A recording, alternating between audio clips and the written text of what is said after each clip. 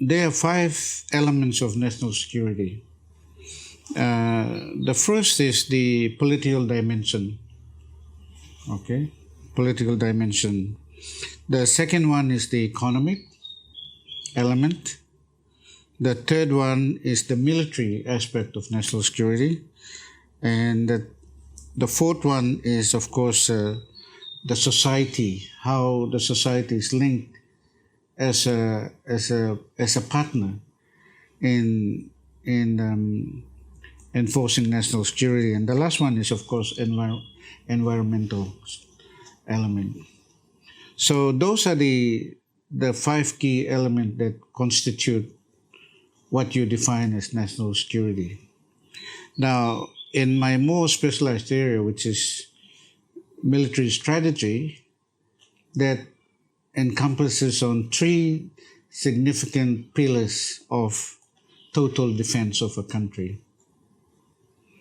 And the total defense of a country involves three pillars. The first one is total defense, which is the ability for the state to build its capacity, a military capacity, both capacity for operations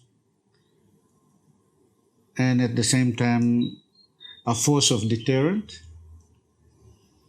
so that it guarantees that the nation is safe from external threat, and of course complement internal threats. That's the first element, which is total military aspect of national security. The second one, of course, is the foreign relations, is how we as a country can continue to foster cordial and friendly relations with neighbors, with our trading partners, so that we contribute to a safer region and we're members of a global community. And the third aspect of total defense is internal security. See, I say internal security is a very important consideration because without making our country safe, then the people are vulnerable, they're not safe, then we don't attract foreign investment, and at the same time we don't allow tourists and others to come in, and people's lives and investment will be vulnerable.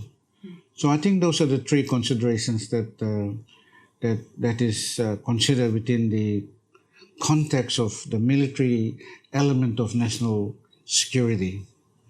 So what we have to understand, Christina, is quite, it's not simple, but it's important to comprehend that when we're talking about sovereignty protection, we're talking about protecting and maintaining national interest. National interest borders within the framework of our Constitution.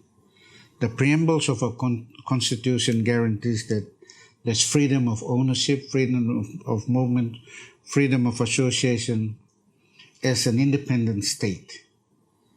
That means that it's a state obligation using the elements of its agencies so that we provide that element of a safe country. But we got to understand that we cannot be a safe country unless we are also a friendly neighbor of neighboring countries. For example, we got Southeast Asia to our west and the South Pacific to our east, and of course our closest neighbor Indonesia and Australia. And we are forced to deal with them because of the aspects of geopolitics.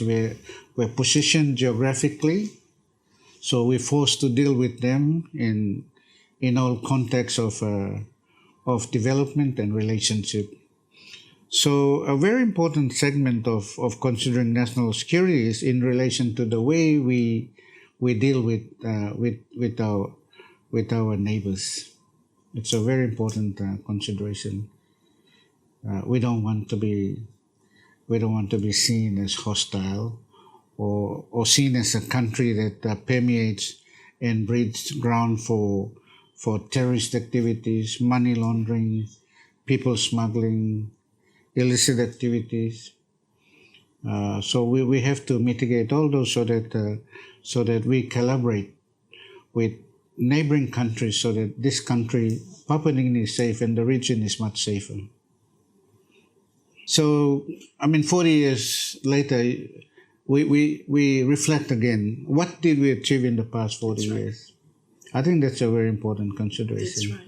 And where we're going after. And where we're gonna go, how we're gonna secure the next stage where we can re-strategize from the lessons that we've learned so that we can set a firmer foundation so that our children are pointed to the right direction. So I think